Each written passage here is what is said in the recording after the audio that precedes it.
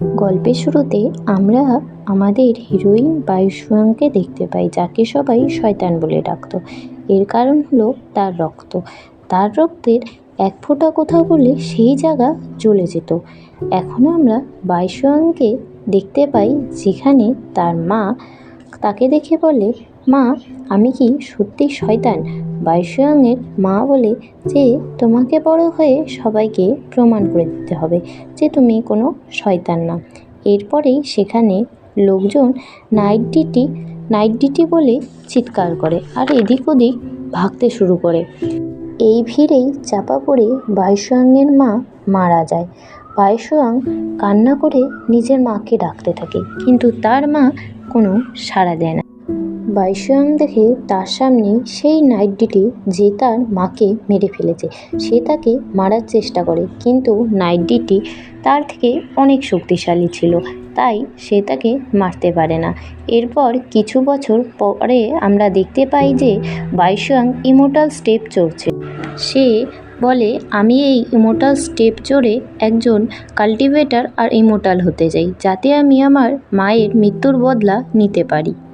এখন আমরা একটি ইমোর্টালের আওয়াজ শুনতে পাই। সে বলে, বহু বছর পরে কোনো মানুষ কোনো ম্যাজিক পাওয়ার ছাড়াই আর ইমোর্টাল রুটস ছাড়াই এই ইমোর্টাল স্টেপ চড়ছে।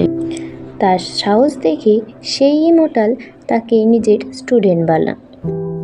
তার সাহস দেখে মাস্টার ইউনিয়া তাকে নিজের স্টুডেন্ট বানায় আর তাকে একটি আংটি দেয়, যাতে তার রক্ত সে কাবু করতে পারে। বাইশুয়াংয়ের কাছে কোনো ইমোর্টাল শক্তি ছিল না, কিন্তু তার সাহস দেখে মাস্টার থেকে 9/7 কলা শেখাবে বলে প্রমিস করে। কোনো ইমোর্টাল শক্তি না থাকায় বাইশুয়াংয়ের জন্য 9/7 কলা শেখা অনেক কঠিন ছিল।